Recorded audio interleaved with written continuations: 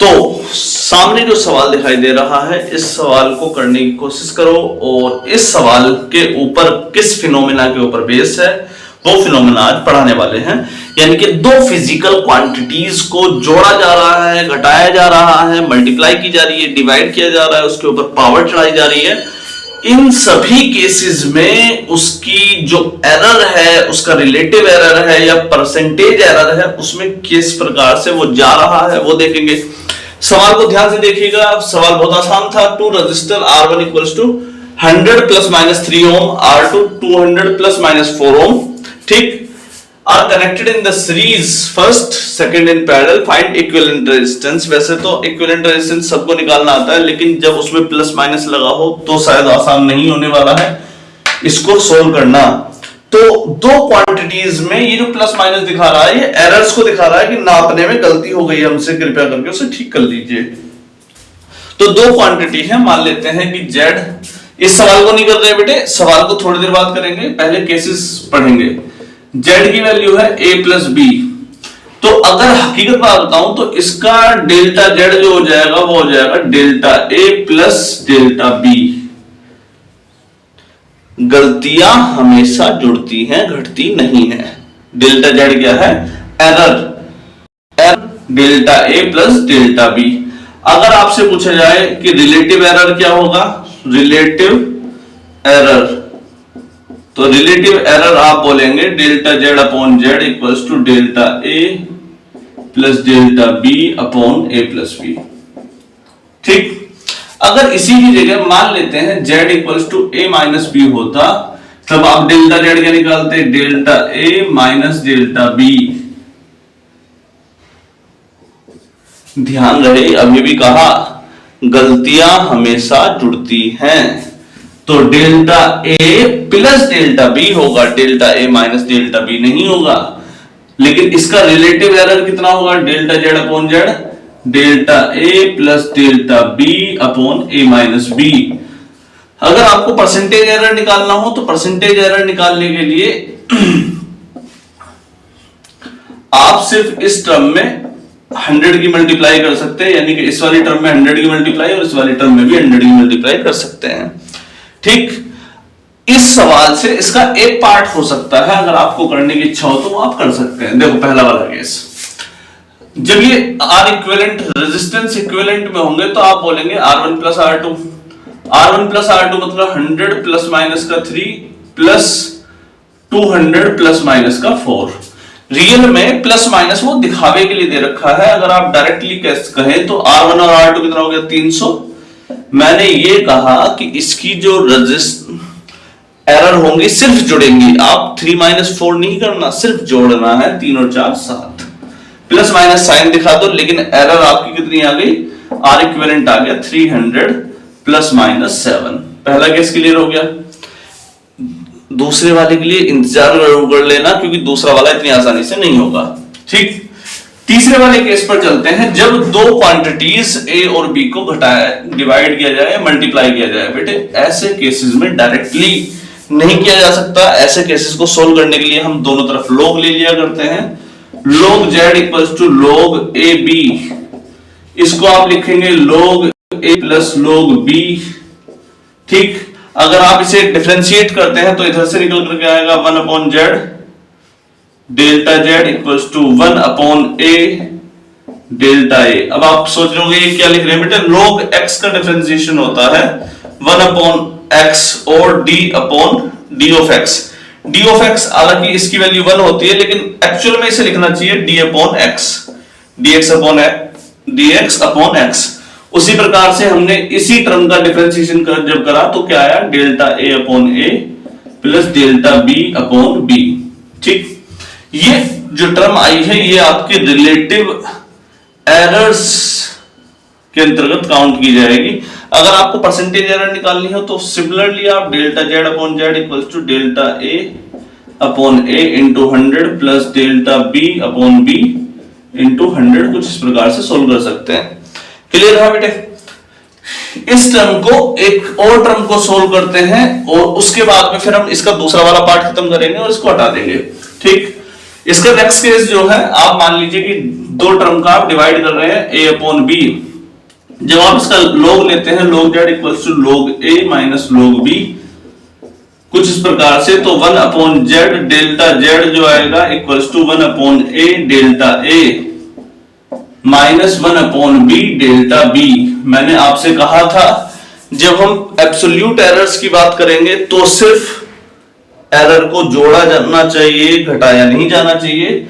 Fractional error में घटाया जा सकता है, लेकिन मैक्सिमम एरर्स में हमेशा जोड़ा ही जाएगा।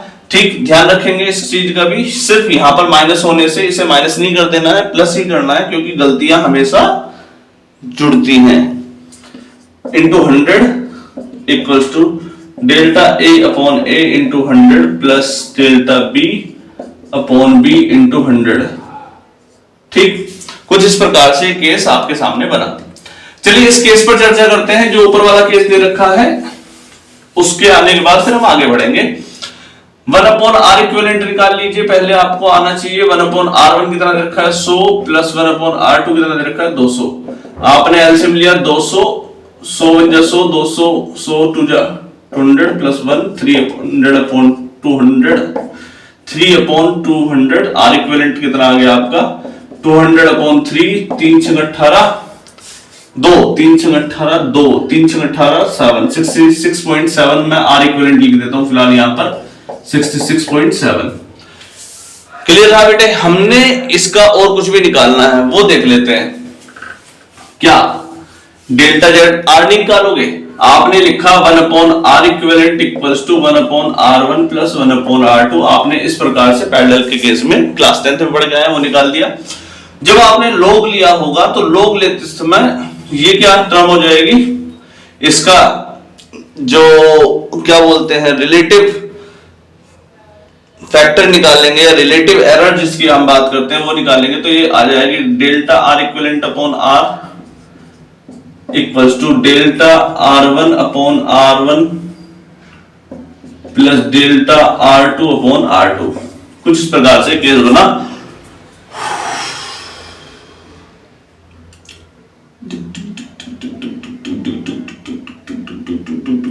तो गड़बड़ है, कुछ तो गड़बड़ है दया, कुछ तो गड़बड़ है दया।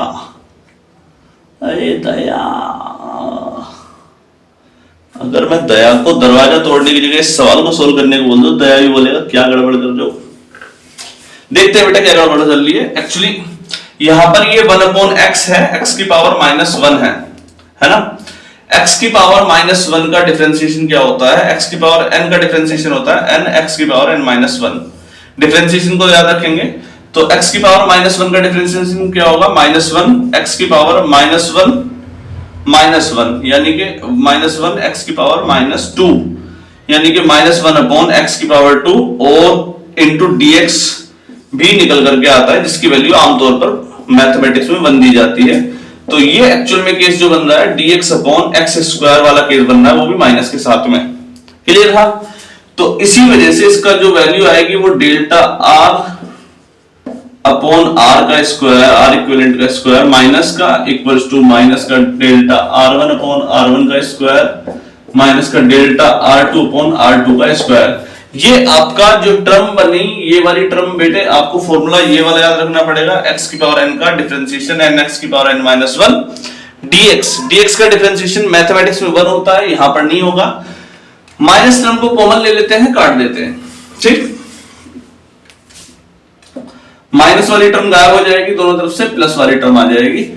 अब आपको केस सोल्व करना पड़ेगा। डेल्टा आर आपको अगर निकालना है तो देखो बेटे, हम डेल्टा आर के पीछे क्यों पड़े, हमारा दिमाग खराब हो गया। नहीं, ऐसा कुछ नहीं है। एक्चुअल में आर इक्विवेलेंट जो इसका आया था 66.7, अगर आपको आर इक्विवेलेंट का सीरीज का आंसर निकाला था, मैंने कैसे निकाला था 300 प्लस माइनस का 7 करके कुछ ऐसे आंसर निकाला था आर सीरीज का। तो ऐसे ही पैरेलल का भी तो ये निकालोगे। आर इक्विवेलेंट तो आ गया 66.7, लेकिन प्लस माइनस का कहां आया है? ये वाली टर्म तो भी खाली है, इसी वजह से ये आंसर अभी तक रुका हुआ है।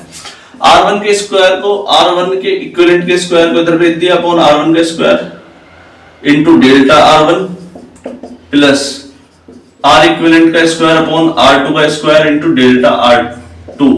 ध्यान से देखो बेटे, आर इक्विवेलेंट वाली टर्म यहां भेजी और यहां भेजी, दोनों में मल्टीप्लाई होगी। आर इक्विवेलेंट कितना है 66.7 अपॉन R1 कितना है 100 का स्क्वायर, डेल्टा R1 कितना आ रहा है 3। दूसरा ये वाला केस दिखाई भी दे रहा है, नहीं दिखाई दे रहा है, 66.7 अपॉन 200, अब तो दिखाई दे रहा है, हाँ दिखाई दे रहा है, की पावर स्क्वायर इंटू 4। वाव, एडजस्टमेंट इसको कहते हैं। इसको सोल्व कर लेते हैं बेटे, हटाओ।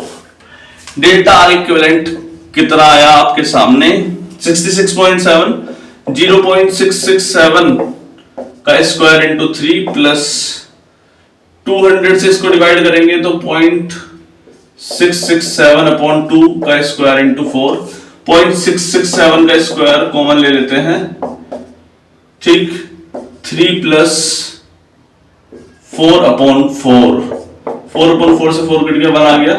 0.667 इंटू 3 प्लस 1 4 की मल्टीप्लाई कर देंगे इसका स्क्वायर में, इसके स्क्वायर में 4 की मल्टीप्लाई कर दो बस। किसमें 0.67 इंटू 0.67 इंटू 4, ये वाली टर्म जो आ जाएगी 6×36 40 के आसपास आ जाना चाहिए, 4×16 लगभग 1.6 या 1.7 के आसपास की वाली टर्म आ जाएगी। आप उसको निकाल लीजिएगा प्लीज। आर इक्विवेलेंट आपका आ गया है, यहां पर रख देते हैं 1.7 मान लेते हैं, तो वो आ गया होगा, तो वो आपका करेक्ट आंसर आ जाएगा। एक बार बस इस वाली टर्म को सोल्व करके निकाल के रख लीजिएगा, ठीक। अब बात करते हैं जिसकी पावर हो दी गई हो, तो ये वाला केस तो आपका समाप्त हो गया है। कोई और अच्छा सा केस, इससे अच्छा केस लेंगे, फिर हम इस पर चर्चा करेंगे। अगर पावर भी दी हो, कौन सी पावर भी दी हो, मान लो कि z दे रखा है x की पावर n में, तब क्या करेंगे, तब आप log लोगे तो log z equals to log x की पावर n, तो आप बोलोगे n log x, यानी कि 1 अपॉन z आप जब निकालते हो 1 upon z delta z n log x upon x। ये रिलेटिव एरर आ रही है बेटे, रिलेटिव एरर। अगर आपको परसेंटेज एरर निकालनी है तो इसी टर्म में ही 100 की मल्टीप्लाई कर दीजिएगा, delta z upon z into 100 equals to n into delta x upon x into 100। कैसा लगा? अच्छा, अगर मैं इसको थोड़ा और टफ कर दूं यार, एक तो हमें इस लाइट की एक पॉइंट की एडजस्टमेंट करनी पड़ी, कहां से दिखाई नहीं देता इसमें, ये बताओ, ये वाली टर्म तो गायब ही हो गई होगी मुझे लग रहा है। क्या करेंगे, लाइट का किस किस चीज का अरेंजमेंट करना पड़ेगा। मान लीजिए कि z एक टर्म दे रखी है p की पावर a, q की पावर b और z p q r की पावर c, ठीक। आप डेल्टा आप लोग लेंगे, जब log z इक्वल्स टू, तो log p की power a plus log q की power b minus log r की पावर c, कुछ इस प्रकार से। पावर को आगे ले आते हैं, a log p plus b log q minus c log r, इस प्रकार से आया log z। अगर आपको डिफरेंशिएशन करना है तो कर दीजिए, डेल्टा z अपॉन z जो आ रहा है वो a log delta p upon p into plus b delta q upon q into minus c delta r upon r। ये फ्रैक्शनल वैल्यू है। अगर आपको मैक्सिमम वैल्यू निकालनी हो, maximum value of the error, तो ध्यान रखना है माइनस का साइन गायब हो जाएगा, प्लस में कन्वर्ट हो जाएगा। और अगर आपको परसेंटेज निकालनी है तो इंटू 100 इंटू 100 इंटू 100 ऐसे करके सोल्व करके निकाल लीजिएगा, ठीक। तो इसके ऊपर और उससे पहले वाले के ऊपर भी कुछ केसेस हम करते हैं और देखते हैं कि कैसे करना है। तो सवाल देख लेते हैं। सवाल है आपका, अगर किसी पेंडुलम की लंबाई और टाइम नापने में गलती हो गई है 1% की और 2% की, लंबाई और टाइम नापने में गलती हो गई 1% और 2% की। ये पेंडुलम आपने देखा होगा, इसकी लंबाई होती है, इसका टाइम भी नापता है ये, और टाइम नापने में नापने वाले से गलती हो गई होगी कि वो उसने 1 पॉइंट जितना नापना था उसमें 1% की गलती उसने कर दी, यानी कि 5.25 सेकेंड एक्यूरेट था, तो उसने उसका 1% इंटू 1/100 यानी कि 0.525 सेकंड की गलती कर दी, ठीक है, नापने में। और उसकी लंबाई को नापने में गलती हो गई है, सॉरी लंबाई में 1% है, टाइम में 2% की गलती हो गई है। तो आपसे पूछा है कि ग्रेविटी को बदलने में कितनी गलती हो गई है, परसेंटेज बतानी है आपकी। आपने टाइम का फॉर्मूला लिख लिया, t = 2π√L/g, ठीक बेटे। स्क्वायरिंग कर देते हैं क्योंकि g को ऐसे नहीं लिखाना है। t² = 4π² L/g, g को इधर ले जाते हैं, g कितना आ गया 4π² L/t²। देखो बेटे ये तो कांस्टेंट वाली टर्म है, इसको हटा भी दो क्योंकि आपको कोई फर्क नहीं पड़ता कि कांस्टेंट क्या है, क्योंकि जब हम डिफरेंशिएशन करते हैं तो कांस्टेंट वाली टर्म जो है उसका डिफरेंशिएशन 0 हो जाया करता है, इसी वजह से। अब इसी टर्म को मैं लिख देता हूं g 4πr², अगर आपको लिखने का मन कर रहा है L/t²। आपने बोला कि सर log ले लेते हैं, log g = log 4π² plus log L minus log t², कुछ इस प्रकार से। अगर आपने 1/g डेल्टा g निकाला इक्वल्स टू 1/4πr² और इसका डिफरेंशिएशन करा, डिफरेंशिएशन ऑफ 4π² और इस वाली टर्म की वैल्यू हो जाएगी 0, 1/L delta L minus power को आगे ले आओ 2 डेल्टा t/t, कुछ इस प्रकार से आ रही है। ये वाली टर्म तो खैर 0 हो गई, डेल्टा g/g दोबारा से लिखते हैं, delta g/g equal to delta L/L। उसने पूछा कि उसकी एरर बतानी है, मैंने आपको बहुत पहले ही बता के चल चुका हूं बेटे, साइन एरर को निकालते समय गलतियां जोड़नी है सिर्फ, इसलिए प्लस का लगा के चलेंगे। ये वाली टर्म यहां से हटा देते हैं, इधर लिखने की कोशिश करते हैं, सोल्व करते हैं, ठीक। तो डेल्टा g/g जो आ रहा होगा वो आ रहा होगा delta L/L plus 2 times of delta t/t into 100 भी कर दो, इंटू 100 इंटू 100 इंटू 100। तो लंबाई को नापने में गलती कितनी हुई है, 1% की 1 प्लस 2 इंटू टाइम को नापने में 2% की 1 प्लस 4 5% की आपकी गलती हो गई। ग्रेविटी को नापने के लिए सीधा सीधा फॉर्मूला था, सीधे सीधे तरीके से निकाल लेना था। आई थिंक आपको ये केस क्लियर हुआ होगा। नेक्स्ट केस पर चलते हैं।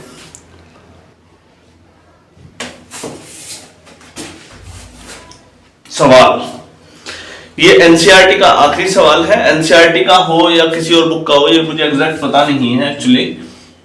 ये एक बुक लाके दे रखी है मुझे एक अध्यापक ने, तो मैं उसमें से ही पढ़ा देता हूं। उसने कहा कि इसमें एनसीईआरटी का भी है, कुछ केसेस बाहर के भी है, इसलिए उसमें से पढ़ा देते हैं, ठीक। तो इसके बाद इस चैप्टर के सिर्फ आईआईटी के सवाल कराए जाएंगे, वो भी उसी सीक्वेंस में जिस तरह से मैथ के कराए जाते हैं 1 2 3 4 करके। क्लियर था? तो फिजिक्स में भी हम धमाका बांधने वाले हैं उसी तरीके से सवालों का जैसे मैथ में बांध रखा है। सवाल चेक कर लेते हैं।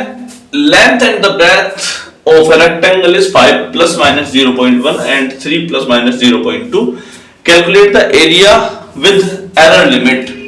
एरिया तो आप आसानी से निकाल ही सकते हैं। इसका एरिया का फॉर्मूला होता है लेंथ इनटू ब्रेथ, वो आपने लगाई। लेंथ है 5 और ब्रेथ है 3, 5 3 15, ठीक। यूनिट नहीं लिखते क्योंकि यूनिट पर अभी चर्चा नहीं कर रहे हैं, लेकिन एरिया आ गया कुल मिलाकर के आपका 15 यूनिट, ठीक।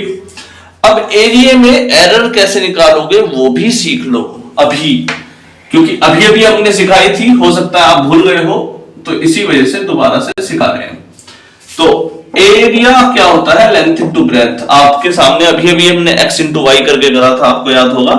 log a equals to log l plus log b। अगर मैंने आपसे पूछा डेल्टा a अपॉन a कितना आ रहा है, आप बोलोगे delta l upon l plus delta b upon b।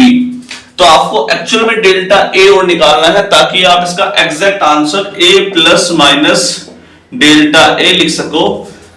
तो उसके लिए आपको इस वाली टर्म को सोल्व करना पड़ेगा। इस वाली ये वाली वैल्यू कितनी है, डेल्टा l लंबाई में परिवर्तन 0.1 अपॉन 5 प्लस 0.2 अपॉन b में है 3। ये वाली वैल्यू सोल्व कर लीजिए, कितनी आ रही है, 5 5 2 10 5 2 10 0.02 प्लस इसको सॉल्व कर लीजिए। 3 से 2 में भाग देना बड़ा ही आसान काम है। 3 छंग 18 2.0 3 छंग 18 2.0 3 छंग 18 6.67 लिख देते हैं। यानी कि एक पॉइंट वहां पर भी लगा हुआ है तो 0.067 लिख देते हैं, ठीक है। तो 0.067 ये इसका एक्यूरेसी आ रही है। अब इसको और नाप लेते हैं, 0.067 प्लस 0.0207, 6 और 2 8, 0.87 की इसमें डिफरेंस आ रहा है एरिया में। एक्यूरेट नापने के लिए डेल्टा ए अपॉन ए की वैल्यू कितनी आ गई, 0.087, ठीक। अब इसको ऊपर रख देते हैं, delta A upon A equals to 0.087, A को इधर मल्टीप्लाई कर दो, डेल्टा ए कितना आ गया 15, एरिया 15 है यहाँ पर, 15 इंटू 0.087, 15 की मल्टीप्लाई करेंगे, 15 7 105, 10 15 7 15 8 120, 130 की जीरो हासिल लगा 13, 15 0 0 और 13, तीन जगह छोड़ करके पॉइंट लगा दिया, 1.30 यानी कि 1.3 ही इसकी एक्यूरेसी आ गई। डेल्टा ए जो वैल्यू आ रही है 1.3 आ गई है, हम इसे यहां रख देते हैं 15 प्लस माइनस 1.3 इसका एक्यूरेट वैल्यू मेरे हिसाब से आनी चाहिए, ठीक। एक बार आप कंफर्म करिएगा, बिल्कुल एक्यूरेट आंसर है। आज के लिए इतना ही, नमस्कार। जल्दी ही मिलते हैं IIT JEE के केसेस में, यूनिट ऑफ मेजरमेंट। और ना ही केवल IIT, इस बार नीट में भी धमाका करने वाले हैं। फिजिक्स के बच्चों के लिए जो नीट की पढ़ाई करते हैं, मैं गारंटी देके कहता हूं कि सवाल बहुत अच्छे आएंगे। चलिए, नमस्कार।